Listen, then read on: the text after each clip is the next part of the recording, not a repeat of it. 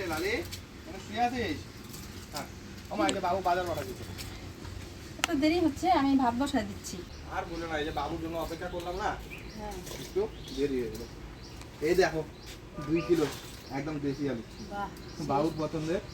আর আয়ের মাছ আনছি, ঢেকিয়া শাক আনছি, বুঝলা? আলুগুলো তো দেখে মনে হচ্ছে ফুলের মতো। হ্যাঁ, এই যে দেখেন আমাদের উত্তরবঙ্গের জনপ্রিয়, সবার পছন্দের ঢেকিয়া শাক, সেই ফেমাস শাক এটা। এটা কিন্তু আমাদের উত্তরবঙ্গে বিশেষ করে হয়। নিয়ে আসলাম বাজার থেকে, বাবুর সাথে গেছিলাম বাজারে, বাবুর জন্য একটু অপেক্ষা করতে করতে দেরি হয়ে গেল। ট্যাংরা মাছ আনছি, আয়ের মাছ আনছি, বুঝছো? বাবা চলে গেছে কাজে, মা রান্নাবাড়ি করবে, আবার আসবে। বেলা প্রায় অনেকটাই হয়ে গেছে আজকে। আমি ভাত বসাই দিলাম তাড়াতাড়ি করে। না দেখো তো মাছটা কেমন আছে। মাছটা কি দারুণ মাছ আছে। আর এই মাছ একদম দেশি আলু, ওটা দেখেন ছোট ছোট একদম। বাবু বলছে এই আলু দিয়ে আয়ের মাছ দিয়ে রান্না করতে, রসার মতন করে। আলুটার সাইজটা একটু ছোট, তাও পুরো ভালোই হবে। আর এই ডেকে শাকটা না ভাজা করবা, বুঝছো? এদিকে একটা ভাজা করবো। হ্যাঁ, আলু দিবা কিন্তু একদম কুচি কুচি করে কাটে। তোমার কালারটা তো সেই কালার। হ্যাঁ, একদম আমের মতো লাগতেছে। এই হচ্ছে আয়ের মাছ, আর এটা ট্যাংরা মাছ না? ট্যাংরা মাছের সাইজগুলো ভালোই আছে। বাবু বললো ট্যাংরা মাছটা নিয়ে যাই, এরকম ট্যাংরা মাছ বাজারে পাওয়া যায় না খুব একটা। ভালো আছে ট্যাংরা মাছটা। আর এর মধ্যে আছে ঝিঙ্গা। ঝিঙ্গাগুলো দেখা তো কচি আছে নাকি? বাহ, একটাও দানা নাই, দেখ একদম কচি। তাহলে দোকানদার ঠিকই বলছে। আমার তো ঝিঙ্গাগুলো দেখে পছন্দ হচ্ছিল না, তো আমি ভাবলাম এটা কচি হবে না, বাতি হয়ে গেছে। কচি আছে। দোকানদার বললো নিয়ে যাও, বাতি নেই, কচি এই আছে। ঝিঙ্গাটা খাইতে স্বাদ লাগবে, দানা হয় না একদম। তাহলে আজকে আয়ের মাছটা রান্না করো, বুঝছো মা? ট্যাংরা মাছটা রাখে দাও। করি ছোট আলু দিয়ে, আর এই ট্যাংরা মাছটা রেখে দিব, কালকে রান্না করব। আর ঘরে পোস্ত আছে, ঝিঙ্গা পোস্ত করব। ঝিঙ্গাগুলো ভালোই আছে, খাইতে ভালো লাগবে। দেখুন মাছটা খুব ভালো আছে। ট্যাংরা মাছগুলো আমার হচ্ছে পেট ভরা ডিম বোমা। হ্যাঁ, আজকে ট্যাংরা মাছটা রান্না করব না, রেখে দেই। আজকে শুধু আয়ের মাছটাই রান্না করব। মাছগুলো ধুয়ে নিয়ে আসি।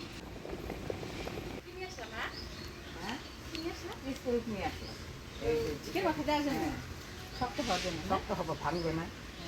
দিয়ে দাও তাহলে।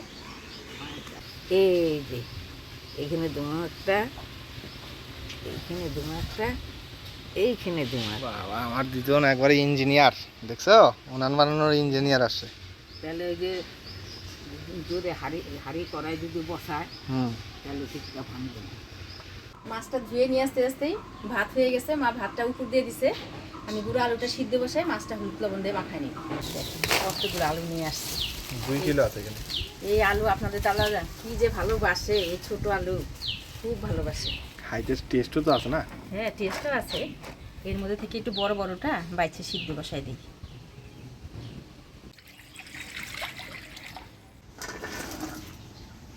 দিয়ে দিব লবণ, আলুটা ভালোভাবে সিদ্ধ হওয়ার জন্য। আজকে ঝিঙ্গা দিয়ে ঝিঙ্গা পোস্ত করবো, বুঝছো? হ্যাঁ, ঝিঙ্গাটা টুমটুম করে কাটে দিই। মাছটা হলুদ লবণ দিয়ে মাখাই নিই।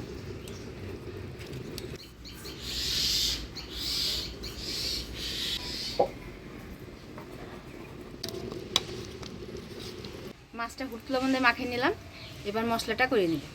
ঝিঙ্গা পোস্তের জন্য আমি এখানে চাল মগজ আর কাজু বাদাম ভিজিয়ে রাখছি, সাথে পোস্ত দিয়ে একসাথে বাইটে নিব।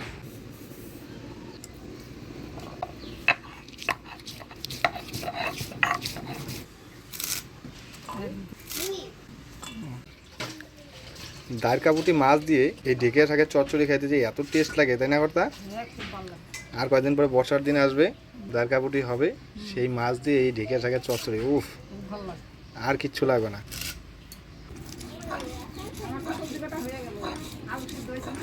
হ্যাঁ, সিদ্ধ হয়েছে, পড়াই নামিয়ে দিই, ছুলে দাও। পোস্ত, চাল মগজ আর কাজু একসাথে বাইটে নিলাম। মাছের ঝোলের মশলাগুলো করে নেব।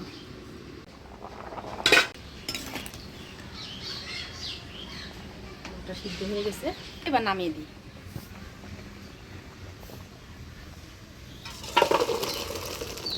পোস্তটা বাইটে নিলাম, মায়ের দিকে আলু আর ঝিঙ্গা কাটে দিছে। প্রথমে ঝিঙ্গা পোস্তটাই রান্না করব। কড়াই গরম হয়ে গেছে, দিয়ে দিব তেল,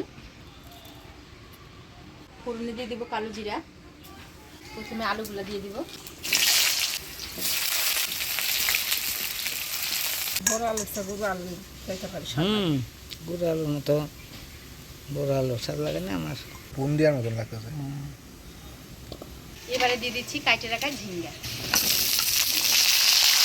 কাঁচা লঙ্কা, লবণ।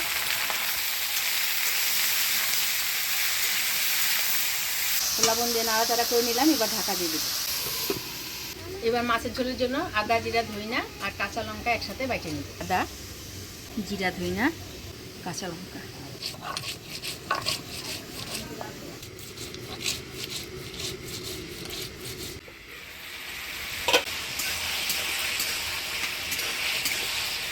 আলু ঝিঙ্গা সিদ্ধ হয়ে আসছে, এবারে পোস্ত বাটা দিয়ে দিব।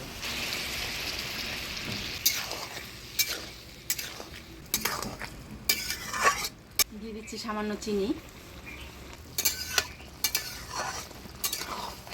এবারে 1 চামচ ঘি দিয়ে নামিয়ে দেব।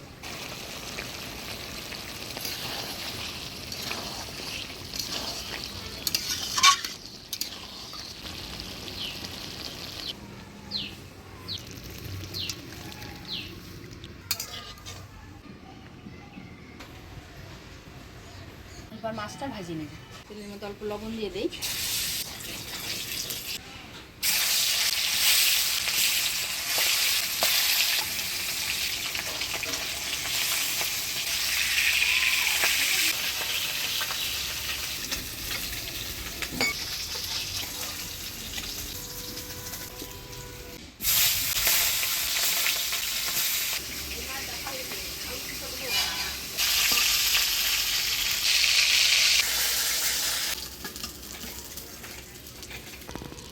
এবার মাছের ঝোলে ফোড়ন দিব শুকনো লঙ্কা, তেজপাতা, গোটা জিরা। এবার সিদ্ধ করে রাখা আলু দিয়ে দিব।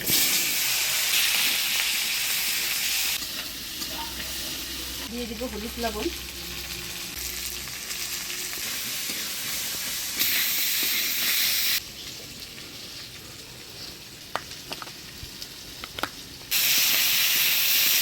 এবার দিয়ে দিব বাটা মশলা।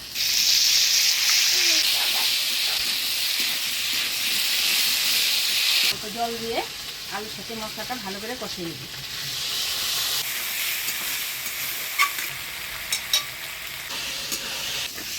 মশলা দিয়ে আলুটা ভালো করে কষিয়ে নিলাম, এবার জল দিন।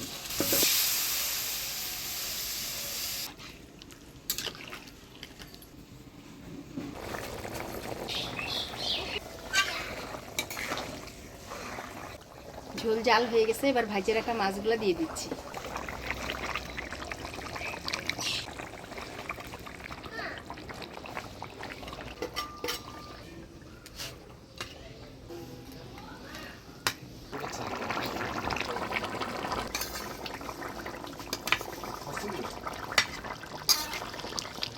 আয়ের মাছের ঝোল হয়ে আসছে, এবার নামিয়ে দিব।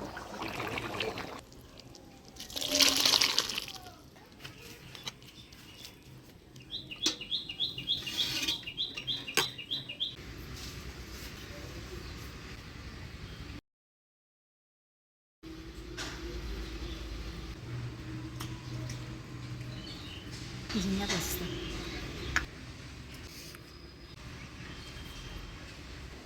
হ্যাঁ, এটা তো সার দেবো না, জঙ্গলে হয়।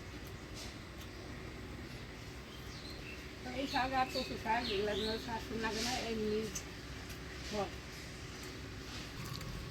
ঝিঙ্গা পোস্ত।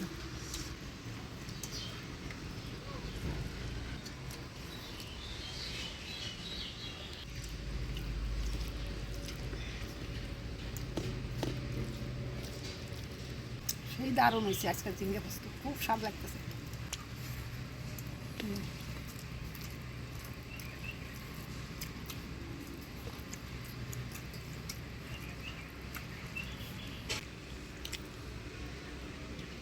ছোট আলু দিয়ে রান্না করছি, দেখো খাই।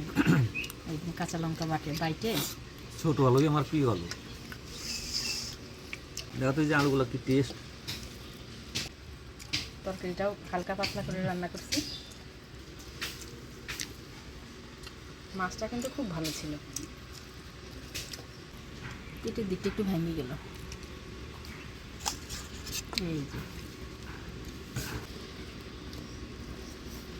ঝিঙ্গা পোস্ত দিয়ে দারুণ খাইলাম, স্বাদ হয়েছে। ঝিঙ্গা দিছি।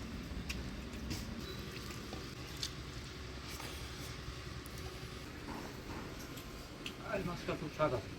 মাছটাও খুব ভালো ছিল।